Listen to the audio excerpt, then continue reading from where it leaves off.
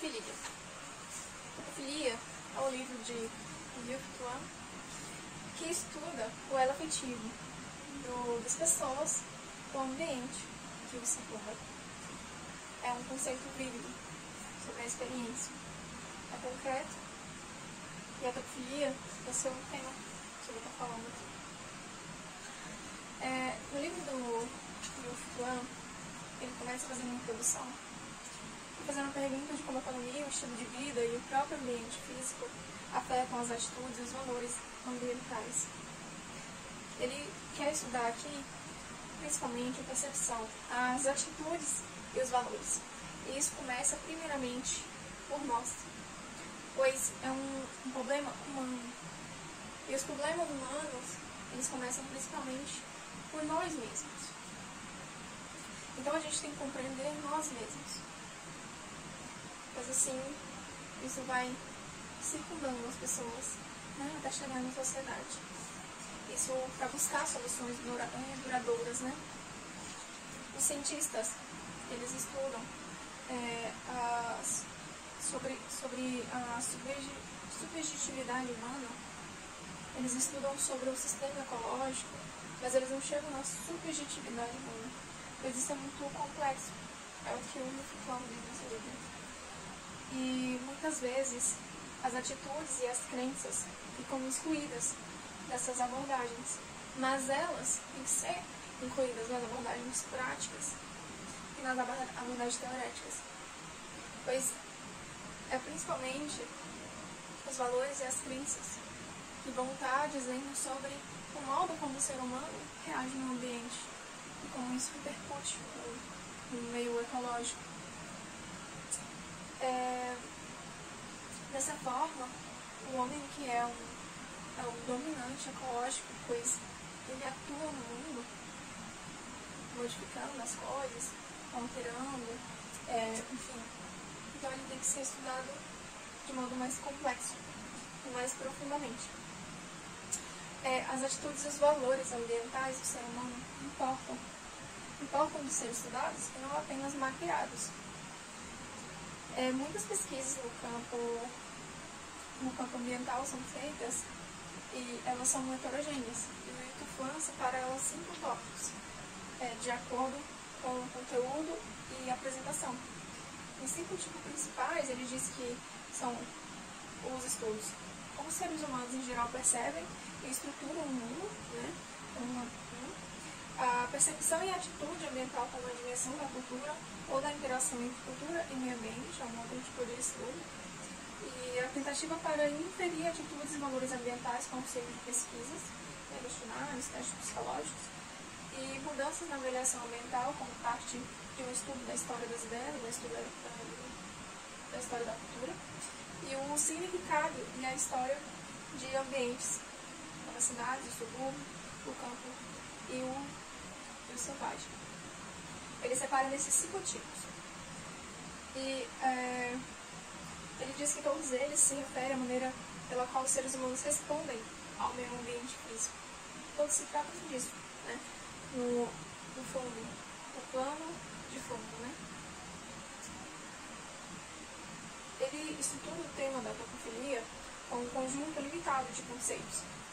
E, primeiro, ele tenta examinar a percepção e os valores ambientais em diferentes níveis, tantas espécies, grupos e indivíduos.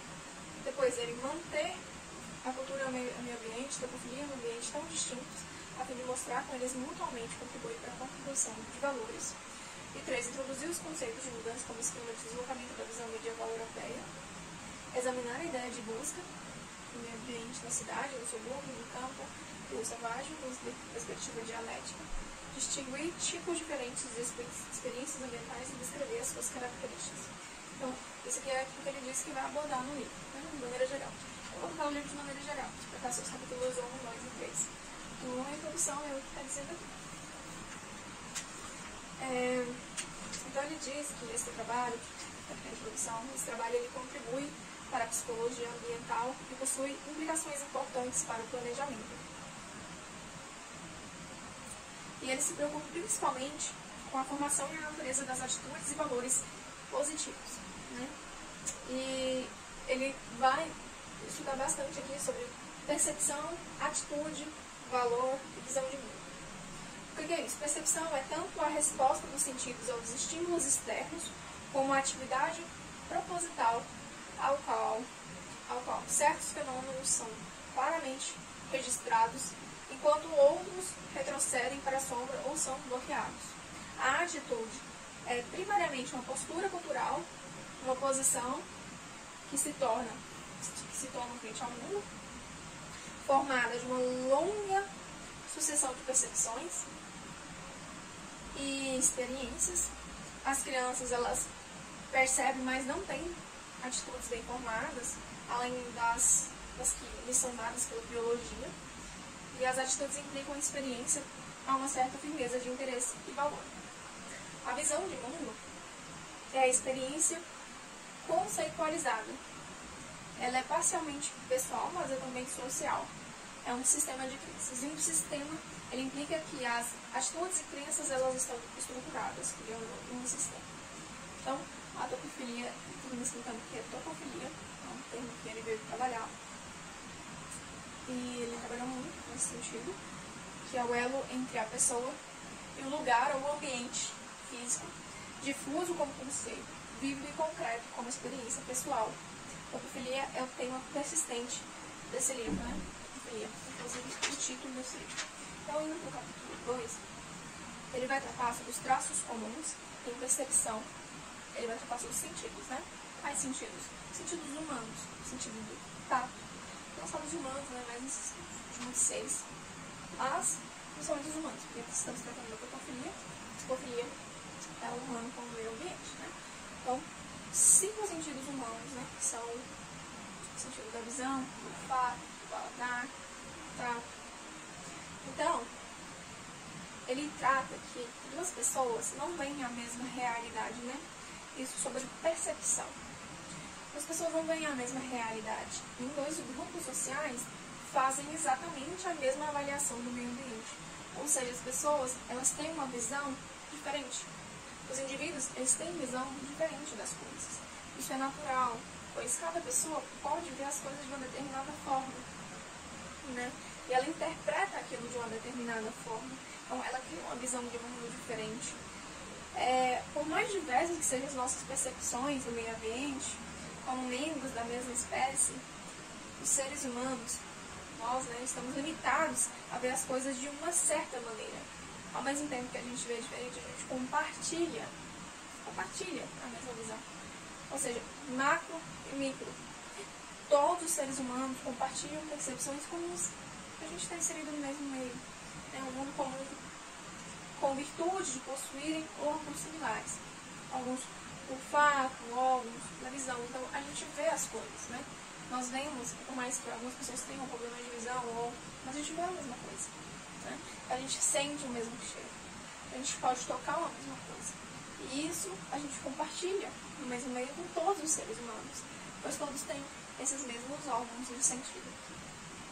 Ele também fala aqui que entrar na vida, por exemplo, a gente pode compartilhar o que uma outra pessoa está vivenciando. A gente pode entrar no mundo de uma outra pessoa. A gente pode tentar fazer isso. Mas a gente não pode, não consegue. Né? A gente não consegue entrar na vida de um cachorro, por exemplo, pois os órgãos do sentido dos cachorros, eles são muito diferentes dos nossos. Né? Os cachorros, eles veem as coisas diferentes. Né? Eles sentem as coisas diferentes. Então, o sentido do olfato do cachorro, ele é muito mais aguçado do que o nosso sentido de olfato. O sentido de escuta no cachorro é muito mais alto que o nosso sentido de escuta, por exemplo, né? Então, tem essas diferenças e a gente não consegue entrar na vida, a vida do cão, né? De um cachorro, por exemplo.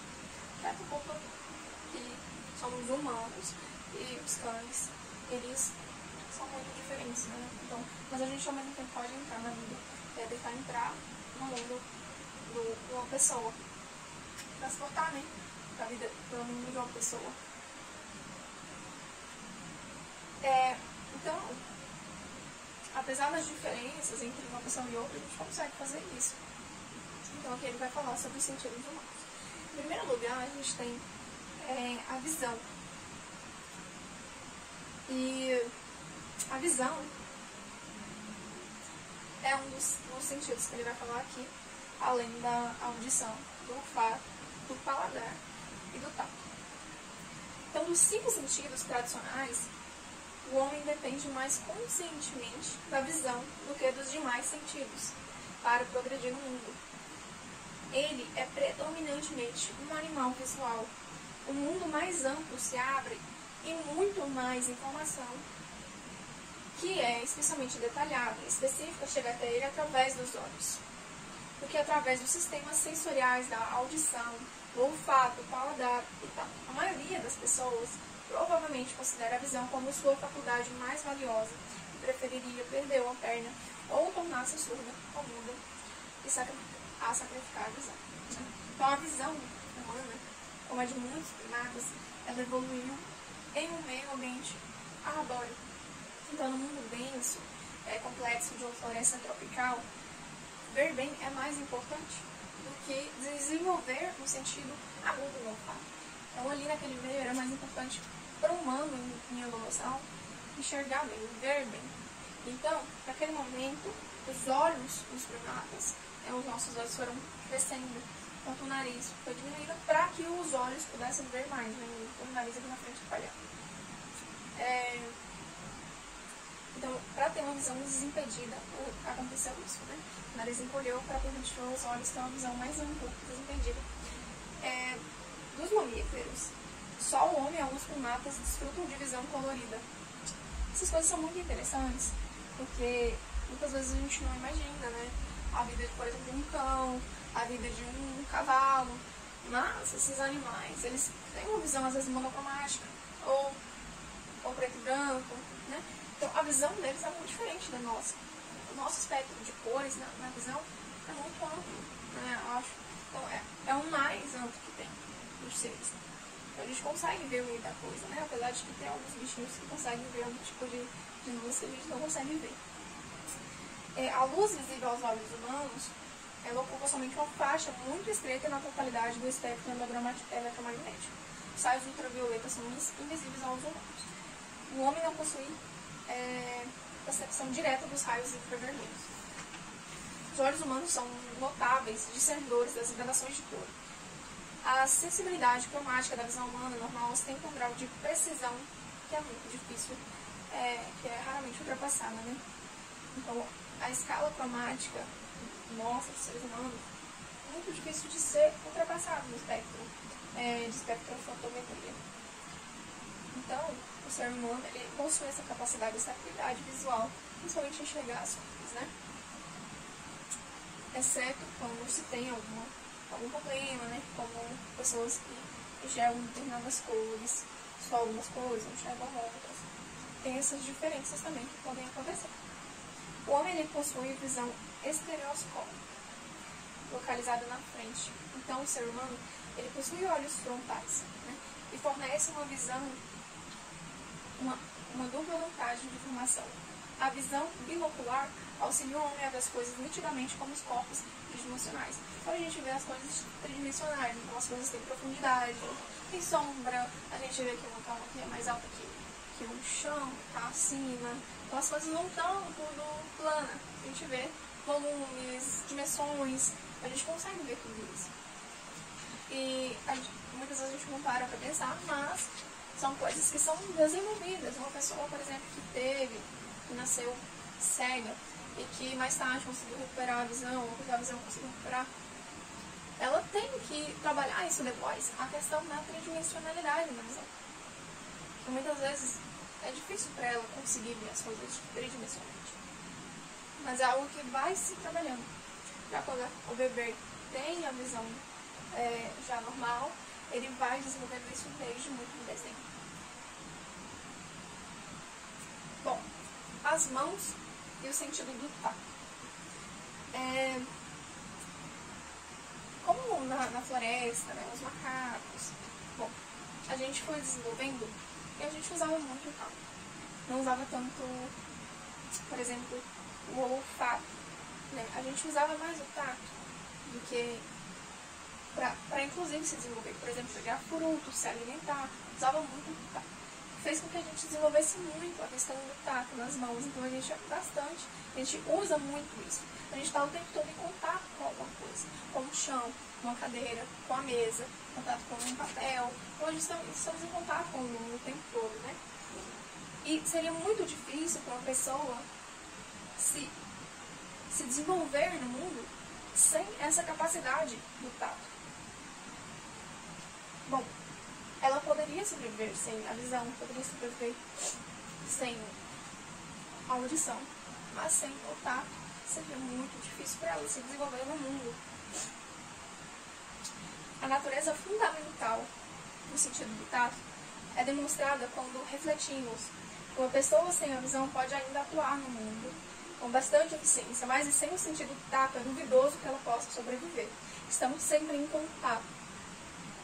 Então a gente está sempre em contato com alguma coisa, em contato com o mundo, em contato com o ambiente que nos circunda. O tato, ele é uma experiência direta com a realidade. É uma experiência direta com a resistência, experiência direta no mundo. Diferentemente da visão que a gente vê, né? Estamos vendo, mas não estamos encostando, não estamos sentindo, estamos só vendo. É uma coisa receptiva, né?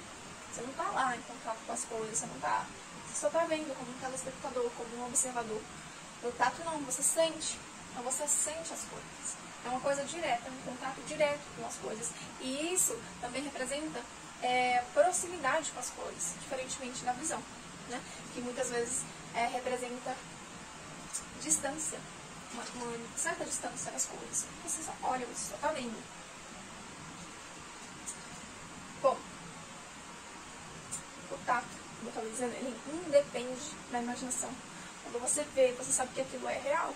Aliás, quando você toca, você sabe que aquilo é real. Diferente de quando você vê. Ver ainda não é acreditar.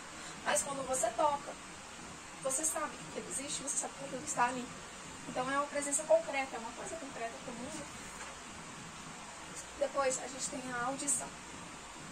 A sensibilidade auditiva no homem não é muito fina, né? Diferentemente da de outros seres.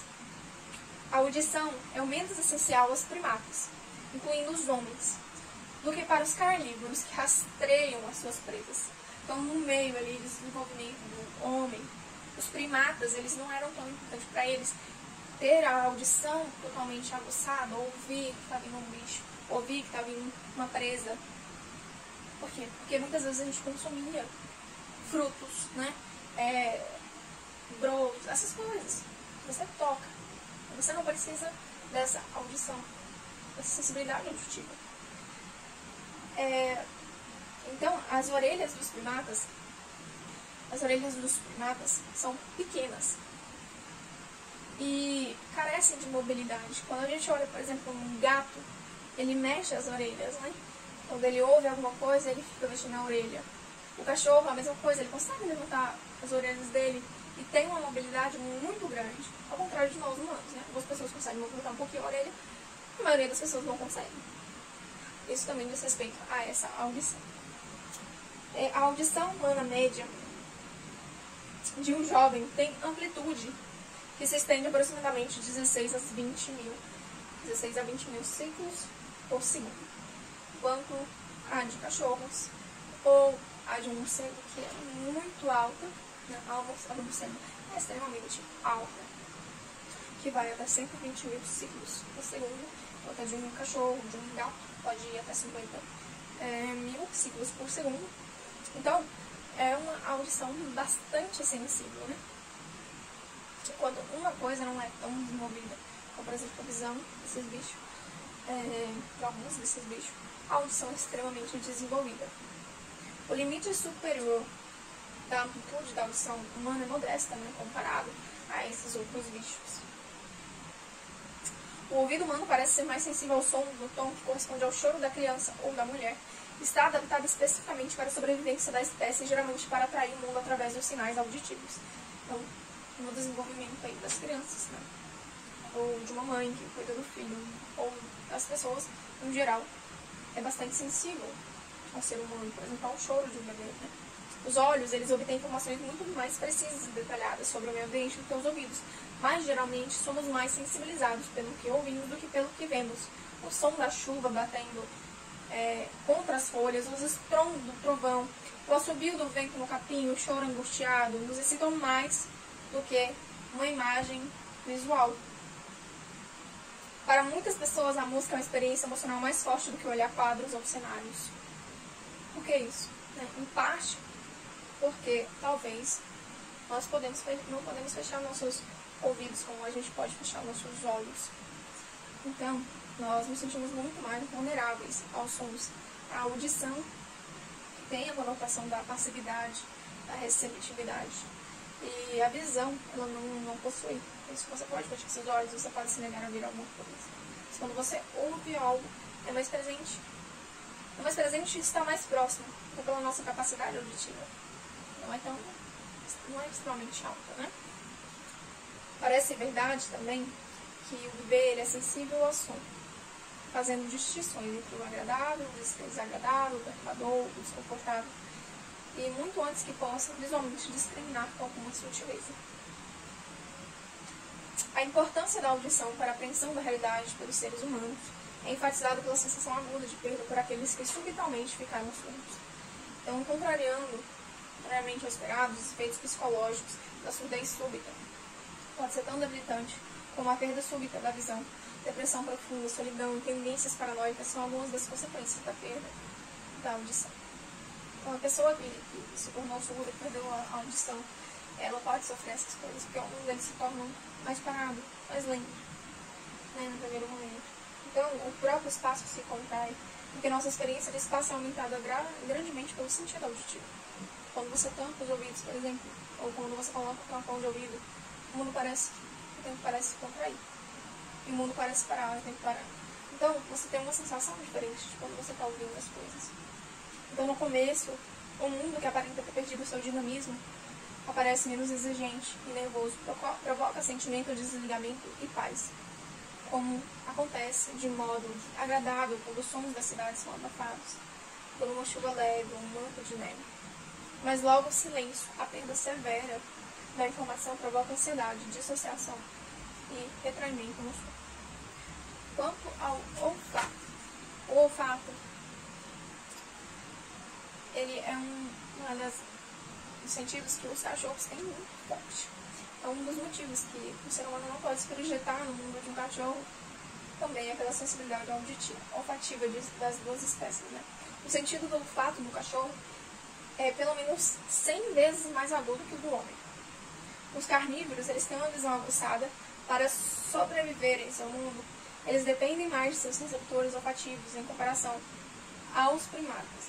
Então, os carnívoros eles têm um olfato mais aguçado, enquanto os ungulados eles precisam da visão mais aguçada. O homem moderno, entretanto, tende a negligenciar o sentido do olfato. Então, é um sentido que as pessoas não dão tanto valor assim, não exploram tanto, quanto sempre ouvir músicas, que é o sentido da audição, ou o sentido visual de obras de arte, como paisagens, etc. Então, muitas vezes, o sentido do olfato está ligado a uma impressão negativa, a alguma coisa. Quando você se trata de odor, o odor, ele tem o poder de evocar lembranças vívidas, carregadas emocionalmente de eventos e cenas passadas. O nariz humano, ele, de fato, é um órgão incrivelmente eficiente para farejar informações. Às vezes, quando a gente fala sobre odor, quase sempre, algumas pessoas entendem como um mau cheiro. Muitas vezes é negligenciado esse sentido. Para uns, o poder de um odor em transportar-nos ao passado pode estar relacionado ao fato de que o córtex, com sua grande reserva de lembranças, evoluiu daquela parte do encéfalo originalmente relacionada com o olfato. Essas duas regiões parecem ter relação. Para outros, os nossos narizes, quando a gente era criança, na nossa infância, ele tinha mais contato com os odores emanados da terra, a gente estava mais próximo da terra, a gente estava mais próximo dos canteiros, das flores, do capim, dos solos úmidos. Enquanto a gente vai crescendo, vai ficando mais distante desses cheiros. Um outro ponto é que a visão ela é seletiva e reflete experiência. Quando retornamos à cena da nossa infância, não somente a paisagem mudou, mas também a maneira como nós mesmos a vemos.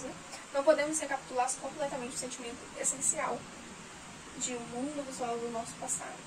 sem o auxílio de uma experiência sensorial que não mudou. Então, os cheiros muitas vezes são os mesmos, enquanto que a paisagem mudou. Então, se você volta 10 anos depois de um lugar, muita coisa mudou.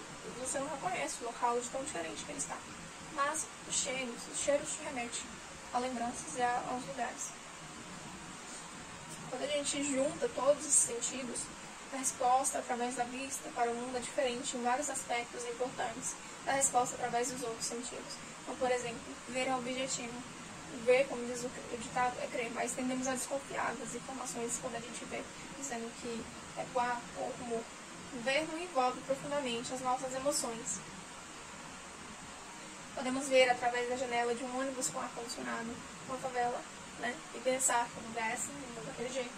Mas a gente só vai ter uma noção mesmo se a gente sentir um cheiro, se a gente tiver em contato com o local. Então, só se a gente explorar outros sentidos. Porque o ver ainda é um pouco distante. Né? O campo visual é muito maior que o campo dos outros sentidos. O campo visual, ele faz com que os objetos distantes somente podem ser vistos, por isso temos a tendência de considerar os objetos vistos como distantes, como não provocando nenhuma resposta emocional forte, embora possa estar bem próximo de nós. O ser humano percebe o mundo simultaneamente através de todos os sentidos. A informação potencialmente disponível é imensa. No entanto, no dia a dia do homem, é utilizado somente uma pequena porção do seu poder inato para experienciar. Que órgão do sentido seja mais exercitado varia com o indivíduo e com a cultura. Na sociedade moderna, o homem tem que confiar mais e mais na sua visão. Para ele, o espaço é limitado e estático, um quadro ou matriz para os objetos. Sem objetos e sem fronteiras, o espaço é vazio. É vazio porque não há nada para ver, embora possa estar cheio de ver. Vamos ver que a gente não vê, a gente toca. A gente explora outros sentidos. Sobre a percepção e a atividade, frequentemente nós temos que observar o jogo das crianças, né? A percepção e a atividade. As crianças muitas vezes se desenvolvem através de brincadeiras. Até os 3 anos eles têm um tipo de brincadeira. Depois dos 3 anos eles começam a brincar de contar histórias, então eles se imaginam. E isso vai formando um mundo dele, um mundinho com o qual ele convive, né? Essas são versões transfiguradas de suas experiências e mundos dirigidos por adultos, das histórias que lhes são contadas e dos pedaços de conversa ouvida, de modo que suas atividades de exploração são cada vez mais dirigidas por valores culturais. Embora todos os seres humanos tenham órgãos de sentido similares, o modo como suas capacidades são usadas e desenvolvidas começa a divergir numa idade bem precoce. Como resultado, não somente as atividades para com o meio ambiente diferem, mas diferem a capacidade real dos sentidos, de modo que uma pessoa em determinada cultura pode desenvolver um olfato aguçado para perfumes, enquanto em outros locais adquirir uma visão mais estereoscópica. Ambos os mundos são predominantemente visuais, um será enriquecido por fragrâncias, o outro pela beleza tridimensional dos objetos e espaços. Então, ele fala sobre a cultura também molda os nossos sentidos. Muitas culturas têm muito o sentido do olfato, né? Muito cheiro, se exploram isso. Em outros locais, você tem mais explorado o sentido da visão, ou tem uma visão melhor. Então, independente da cultura do local, tem-se condições diferentes, tem-se jeitos diferentes com os sentidos, apesar de partilharmos, de modo geral, de todos esses sentidos.